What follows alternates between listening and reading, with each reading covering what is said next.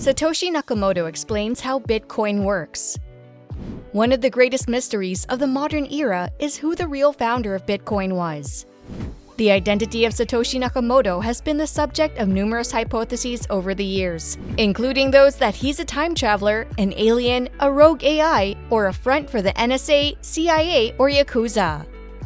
The first decentralized digital currency in the world, Bitcoin, was introduced in 2009 by an enigmatic figure only known by the alias Satoshi Nakamoto, whose real identity is still a mystery. Since then, the price of one Bitcoin has fluctuated drastically, hitting a high of almost $1,000 in late 2013 before dropping to less than half that level and then rising again in 2016. What is Bitcoin actually, and how does it operate? 14 years ago, a person going by the name Satoshi Nakamoto proposed a cryptocurrency called Bitcoin in a research paper that was sent to a cryptography mailing list. An idea for mining a restricted amount of this virtual currency through a peer-to-peer system that wouldn't be dependent on a bank, government, or any other central authority was presented by the pseudonymous Nakamoto, whose true identity is still unknown. It would be impossible for a government to shut down Bitcoin once people started using it, as it happened with earlier attempts to develop digital currency like e-gold.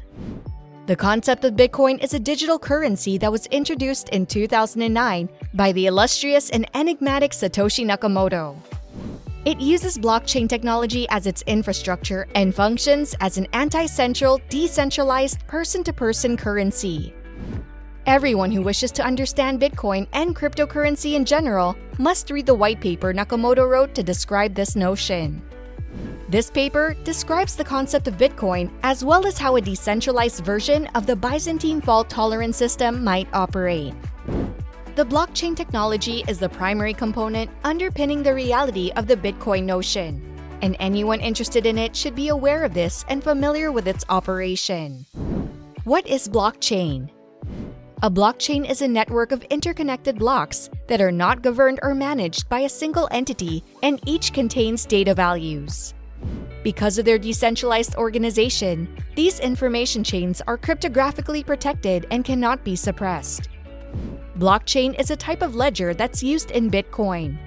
To avoid double spending, each transaction is cryptographically signed and stored in the blockchain, which is disseminated to all users of the Bitcoin network.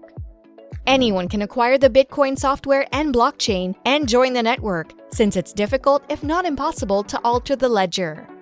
No organizations regulate access to the network, and no government officials need you to submit paperwork in order to participate.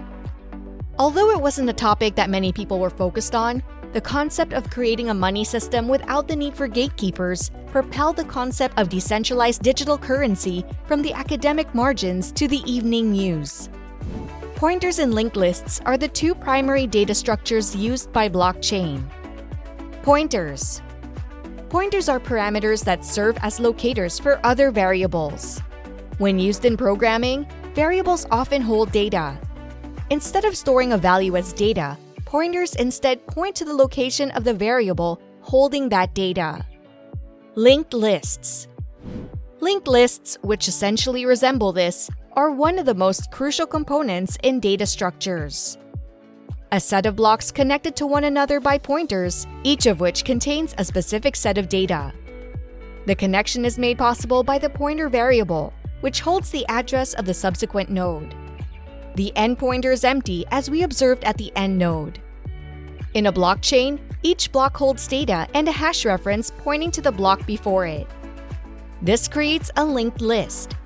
And what exactly is a hash pointer? Hash pointers are quite similar to conventional pointers, except that in addition to holding the previous block's location information, they also hold the data's hash result. Because of the slight change in conditions, blockchain technology is incredibly secure. For the sake of argument, assume that block 3 is being targeted by an attacker who wants to alter the data there. The hash function ensures that even the smallest alteration in the data will have an immensely huge difference in the final product. The chain cannot be modified, since even the smallest modification to the data in block 3 will alter the hash result recorded in block 2, and a change to block 2 will alter the hash result in block 1 as well. The process used to unsilence blockchains is this. The procedure needed to produce new bitcoins is known as mining. The proof of work, or POW methodology, is used in Bitcoin mining. Simply put, it should be exceedingly difficult to solve a problem, but once you do, it should be very simple to demonstrate that your answer is accurate. Before Bitcoin uses the POW principle, let's try to grasp why cryptocurrencies need such a structure. Different digital currencies existed before Bitcoin, but the Byzantine generals program, a logical conundrum, is the main obstacle to the development of an anti-central peer-to-peer network in the digital sphere. Bitcoin was able to start because Nakamoto used POW to solve this issue, and is still going strong today.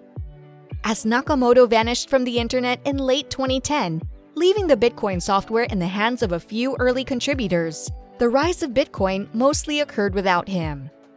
At best, fruitless searches for Nakamoto have been conducted. They include a Newsweek cover story that, though extensively refuted, claimed that Nakamoto was the genuine identity of a retired engineer living in Temple City, California, and it wasn't just a pseudonym. Despite its popularity, Bitcoin has fallen short of Satoshi Nakamoto's vision of a currency used for everyday transactions, primarily serving as a trading platform for investors. That's due in part to how slowly transactions move. In comparison to Visa's 3,674 transactions per second, Searer estimates that Bitcoin processes only 3 transactions per second. In the meantime, new issues have developed, such as the dangerously large carbon footprint of the Bitcoin network, which one report claims is already comparable to that of a small country. These issues are being addressed by Nakamoto's successors on the Bitcoin project, as well as the creators of competing cryptocurrencies, though occasionally in ways that significantly deviate from the original white paper. The Lightning Network, a technological advancement that would speed up transactions by removing the majority of them from the blockchain, is being considered by the Bitcoin project. Meanwhile, Searer is developing new standards that take into account both performance and environmental impact. Others have developed brand new cryptocurrencies that aim to fix a wide range of problems with Bitcoin, from performance to privacy. Popular Twitter account documenting Bitcoin published a screenshot of an essential explanation concerning Bitcoin mining made by Satoshi on that day in 2010 in a tweet on July 14 that was widely circulated. There's no such thing as making 1% progress on a problem. You don't get any closer to fixing it. Your chances of solving it after working on it for 24 hours are the same as they were in the beginning or at any other point, said Satoshi on the Bitcoin Talk forum. It's comparable to attempting to flip 37 coins all at once and have them all land on heads. Your chances of success remain the same no matter how many times you try, he noted. Satoshi attributed the high energy costs associated with mining cryptocurrency with a proof-of-work consensus mechanism to the probability of successfully mining a Bitcoin block. In the Genesis starter block, Satoshi had not forgotten to bury a message that he had extracted and hard-coded. He added a headline from the UK Times from that day, January 3, 2009, concerning the banks that were to blame for the global economic crisis. Ministers on the eve of second bailout for banks. With these statements, he's probably poking a mockery of the Federal Reserve banks. Why Satoshi chose to start with this non-spendable address is unknown. Since 16 bitcoins have already been transmitted anonymously to this address, the total supply of 21 million bitcoins will never truly occur.